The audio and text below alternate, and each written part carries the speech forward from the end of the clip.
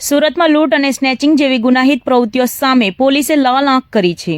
ત્યારે ગત 13 જાન્યુઆરીના રોજ રેલવે સ્ટેશનથી પરત ફરી રહેલા દંપતીને નિશાન બનાવીને મોપેડ સવાર 2 અજાણ્યા બદમાશોએ સોનાના દાગીના અને રોકડ ભરેલા પર્સની ચીલઝડપ કરી હતી, જેમાં 4.46 લાખની લૂંટની આ ઘટનામાં પોલીસ માટે એક પડકાર હતી। આ ગુનાને ઉકેલવા માટે સુરત પોલીસ કમિશનરની સૂચના હેઠળ ભેસ્તાન પોલીસની સર્વેલન્સ ટીમે કમર કસી હતી, જેમાં પોલીસે અંદાજે 150 જેટલા સીસીટીવી ફૂટેજ તપાસ્યા હતા અને ટેકનિકલ સર્વેલન્સ અને બાતમીદારોની મદદથી પોલીસે બંને આરોપીઓને દબોચી લીધા હતા, જેમાં પકડાયેલા આરોપીઓની સઘન પૂછપરછમાં ચોંકાવનારો ખુલાસો થયો છે।